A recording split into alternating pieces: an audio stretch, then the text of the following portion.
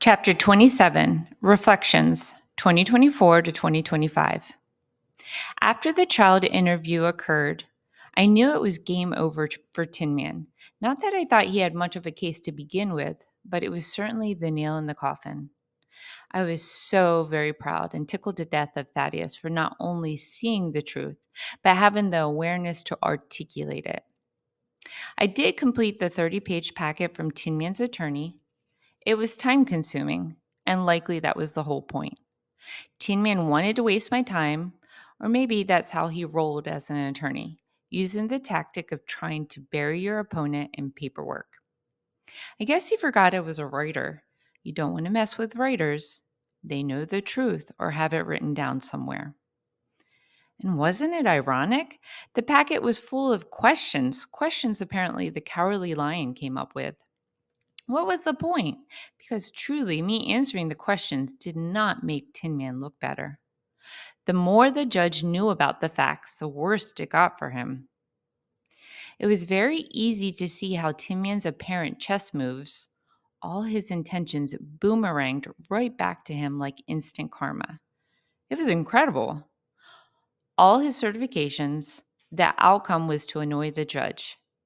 Him advocating the child interview allowed Thaddeus to have a strong voice in the courtroom and reveal the truth from the child's perspective, which carries the most weight. The 30-page packet just gave me an opportunity to tell the judge everything. Talk about giving me a chance to leave no stone unturned. So, what was happening here, really? What was the point of all this? It truly felt divinely orchestrated. It felt like a movie, like I was just watching Tin Man self destruct because nothing he did was helping his case. He was essentially digging his own grave. I just had to show up and watch. In watching, Thaddeus grew in awareness, and I learned about my parents' involvement. That Christmas, 2023, Thaddeus did not go down to Virginia. In fact, Thaddeus pretty much wanted nothing to do with Tin Man or Scarecrow. They did that. The one benefit for Tin Man was that I agreed to a lower child support since Thorbjorn lived in Virginia. It took until February 2024 for the legal stuff to officially come to an end when I agreed to the modified child custody order. I'd refused to sign it until they added that Thaddeus was given the choice when and if he visited Tin Man. Thus, Tin Man requested the same thing for Thorbjorn, that he be given the choice when and if he visits us. I agreed, and then everything came to a close. March 29th, 2024, Good Friday. Thorbjorn hadn't been keeping in touch with Thaddeus nor I, so I decided, having felt a tug to go down to Virginia to see him, that Thaddeus and I would visit during the Virtuoso School spring break. We did not tell Thorbjorn until we arrived. Normally, I would have coordinated schedules with Scarecrow first, but I wasn't texting her. I knew Thorbjorn was off from school. I knew he had been working at the local McDonald's for the past year, so that was the first place Thaddeus and I stopped. Unfortunately, Thorbjorn was not working, so Thaddeus and I headed over to the local mall a few minutes away and sent Thorbjorn pictures of Thaddeus standing in front of the Red Robin restaurant, inviting him to join us. We received no immediate response, so Thaddeus and I walked around Barnes & Noble's, my favorite store, until we heard from Thor. My phone, through Facebook Messenger, rang. A video call. Mom, I need you to come to the recruiter's office right now. Thorbjorn said. Well, hello to you too, son. Where are you? I asked, perplexed. I'm at the Army recruiters, He said again, turning his camera around. I could see Scarecrow's crossed legs and Tin Man's legs. Both were dressed up. My mind was spinning. It was Good Friday, and they were all the Army recruiters? Wow. I got the instant understanding why I felt the need to be here in Virginia today, at this exact moment. Tin Man and Scarecrow hadn't told me Thor was in the military. They likely weren't planning to tell me. Thorbjorn was 17 years old.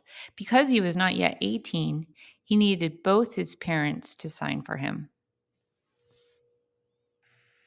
Um, I'll send you the address. Thorbjorn continued. Hold up, I said. I'm not signing anything. Not yet. How about you come to lunch with Thaddeus and I? Explain your reasoning for wanting to go into the army, and then I can go later and sign for you. No, Mom, you need to come now. He demanded. He didn't even know Thaddeus and I were coming down to Virginia. He hadn't been in touch, despite my many times texting him and reaching out to him. And now he's demanding that I jump? No, this is not how that works. No, Thor, I replied. Thaddeus and I are going to Red Robin to have lunch. If you want to discuss this further, then come, I said, and hung up. So much rage was flooding my body. They weren't planning on effing telling me that Thorbjorn was going into the military. It's not that I was against the idea. I wasn't. I grew up with a military father who had served for 31 years. I met Tin Man at military school. Personally, I had great fondness for anyone who was willing to serve. But I needed to process this.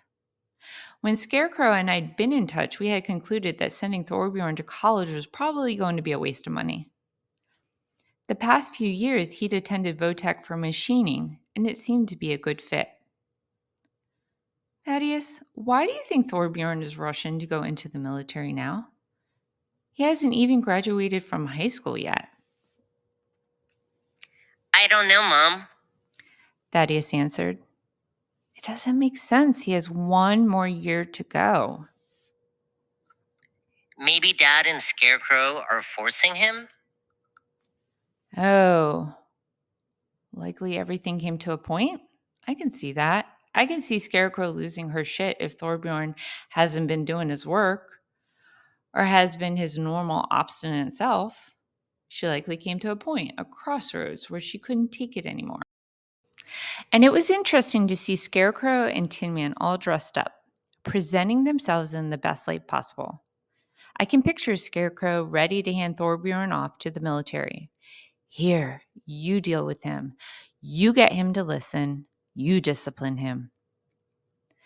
Tin Man and Scarecrow did drive over to the mall and drop Thorbjorn off by the time Thaddeus and I had finished our meal. We walked outside to the parking lot. Tin Man got out of the car to greet Thaddeus. Hey, buddy. He said to Thaddeus and gave him a big hug. Well, that was good, I thought. Scarecrow was driving. I didn't acknowledge her or say hello. Thorbjorn was carrying a folder under his arm, likely information from the recruiter.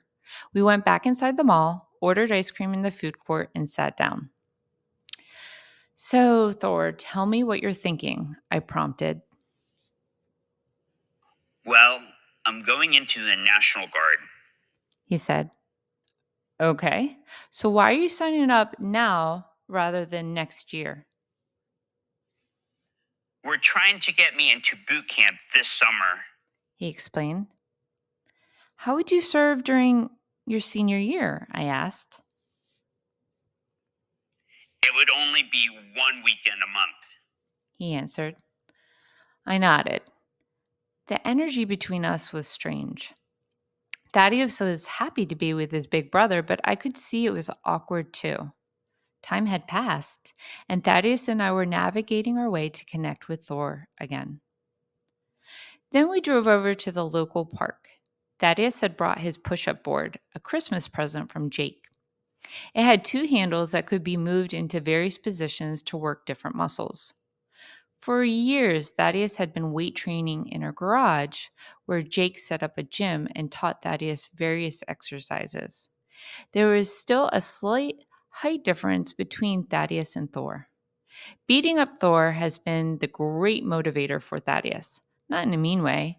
more like he wanted to take Thor down with his moves or box him or arm wrestle him.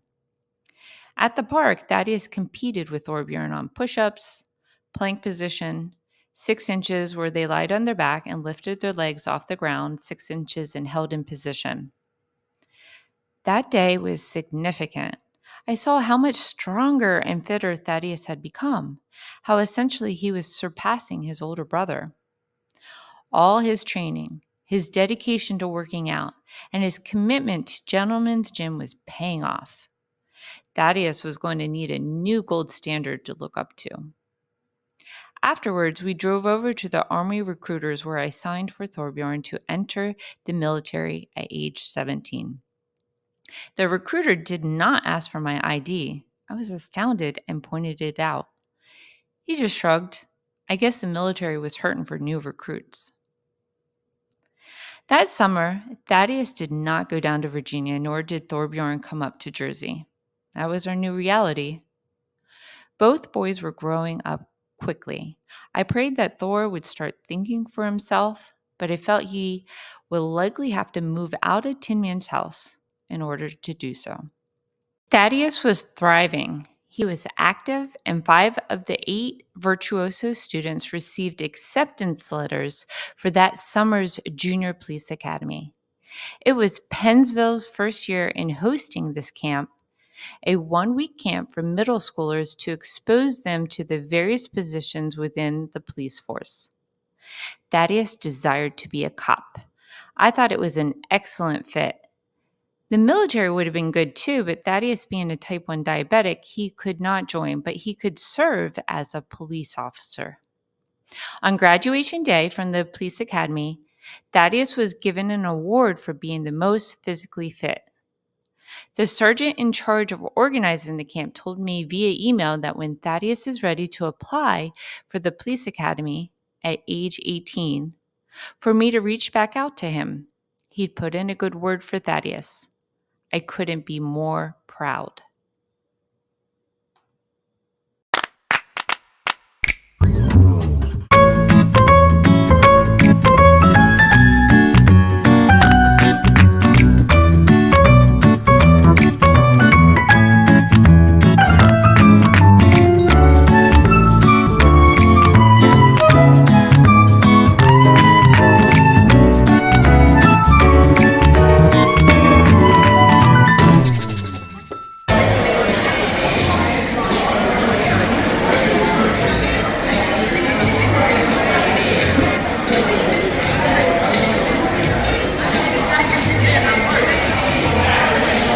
Go, Riley, go!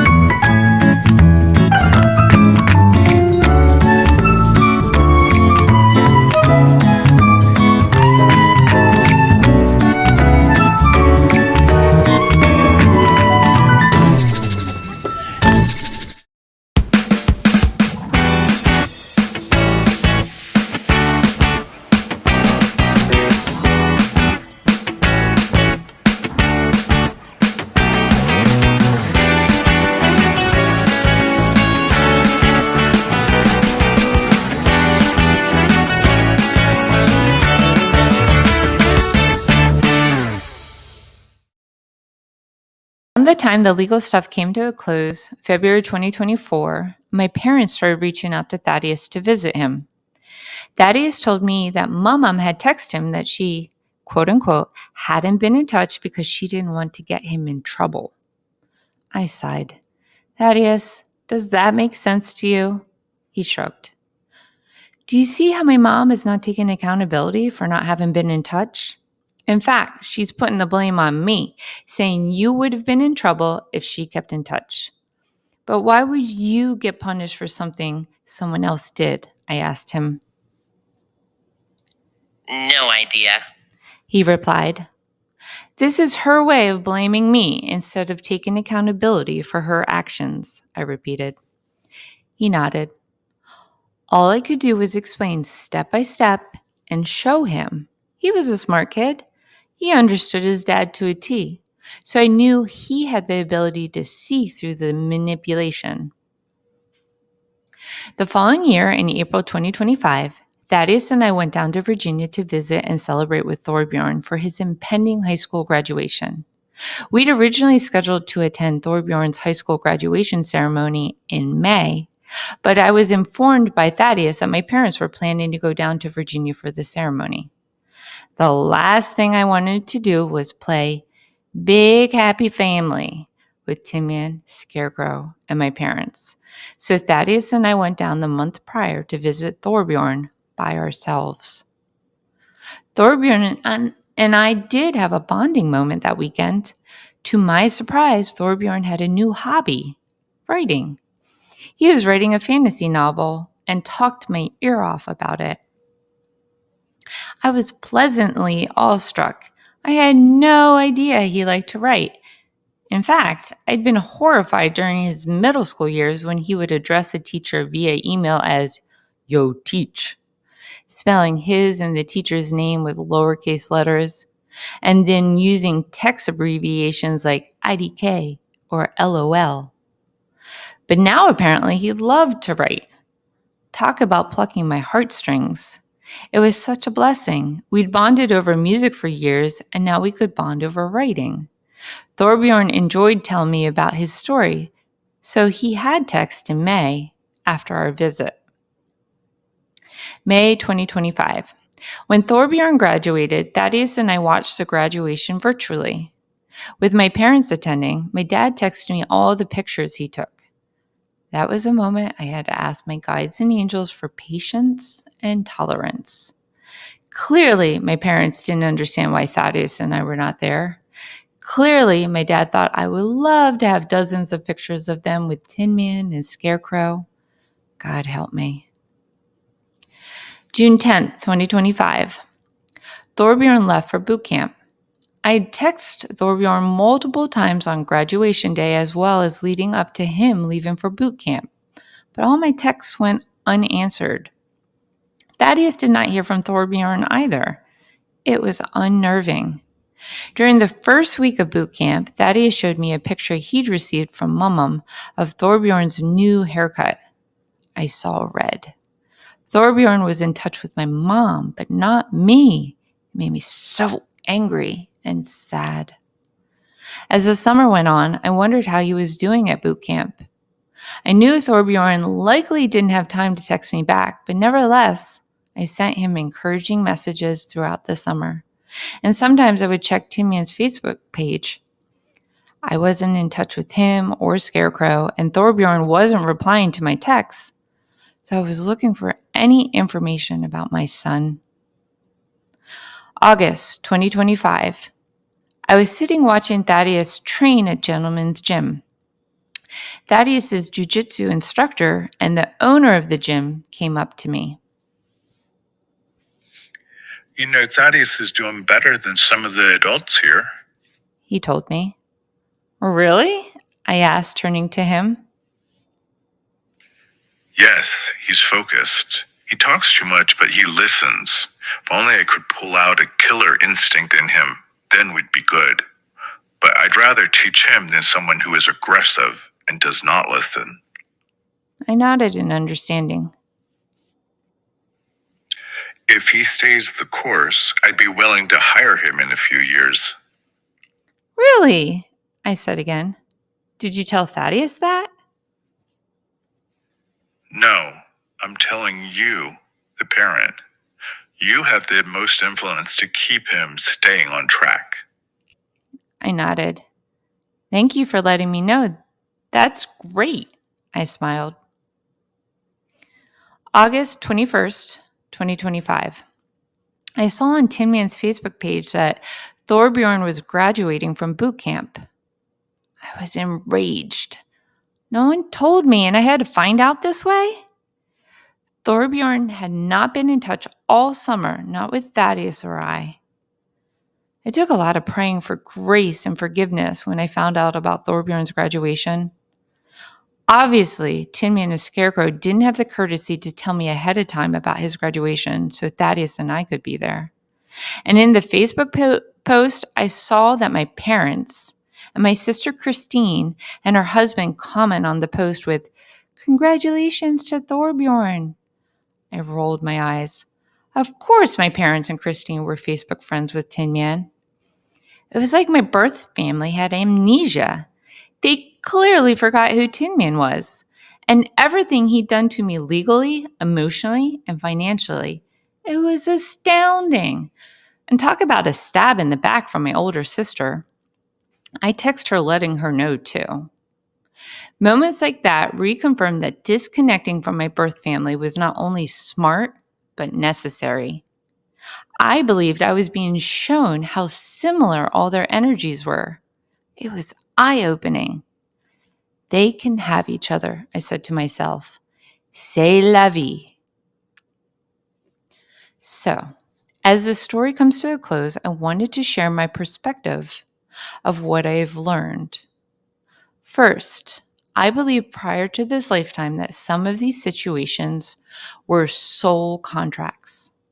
I told that to Jake, and his response was,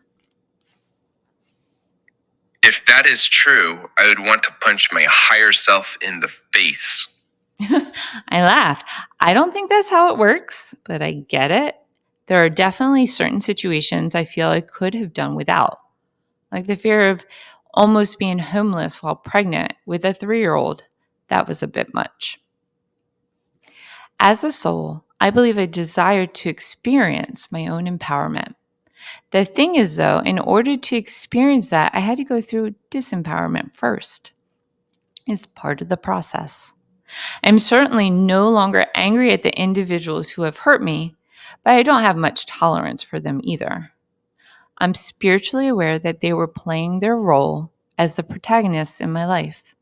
Does that mean I love them or want to hang out with them? Not so much. I have acknowledged the circumstances. I have told my story. I didn't have to make up anything for dramatic effect.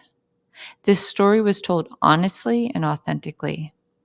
And I highly, highly recommend other people do the same. Tell your story openly and honestly. Don't think about who the audience would be. Honor yourself and your experiences because it is your truth, regardless who agrees or disagrees. It can be transformational. It has been for me. Another thing I obviously learned about is narcissism. Narcissists aren't happy people. They live in their own world of misery. And people who are in relationships with narcissists are often not happy either because of being jerked around emotionally. Being a doormat for another or trying to fill the black hole of a narcissist's needs is absolutely 100% impossible. I think the only way someone can get their power back from a narcissist is honestly to leave. I believe those of us who are sensitive, nurturing, heart-centered people are often drawn to narcissists. Narcissists give an opportunity to us to learn how to set boundaries or learn discernment. I had been manipulated until I figured it out. I had to figure out what was his drama and what was mine. Learning how to discern the truth from the lies was a big deal for me. I can sniff out bullshit a mile away now, especially when it comes to politics or manipulation within the medical or school system. Manipulation is obvious to me now. From all these experiences, I gained a strong sense of self, like what I'm made of. That's a gift. I know it came at a price, but it is a gift for me to discover I'm stronger and more resilient than I knew myself to be. What doesn't kill you makes you stronger, right? I do believe my life has been divinely orchestrated. Many understand that we live in a matrix of a reality, and I too believe this. I also believe that we live in a reality where a significant number of people here in this dimension are possibly NPCs, non-player characters. I started researching this concept, and internal bells of understanding kept going off inside of me. I learned that NPCs are connected to base consciousness and are pre-programmed, meaning they have a specific response and play a specific role in someone's life. This goes along with the idea that certain individuals signed up to be the bad guy or protagonist in someone else's life. Tin Man is certainly my arch nemesis in this lifetime, and likely an NPC. Being pre-programmed, these are not individuals that seek self-improvement. This is not part of their purpose. Their purpose is to be our mirror. Their purpose is to reflect to us something we are supposed to learn. It is a gift, really, from the divine to give us an experience. I also believe that the purpose behind all these challenges is ultimately to bring us closer to God. I knew without a doubt when I was going through the worst of the worst that eventually things would be okay. It was that knowing, that surrendering and trusting God that ultimately played a huge role in manifesting positive outcomes. I do think I learned what I was meant to. Hallelujah. Praise the Lord. I learned my lessons, so I certainly don't have to repeat them.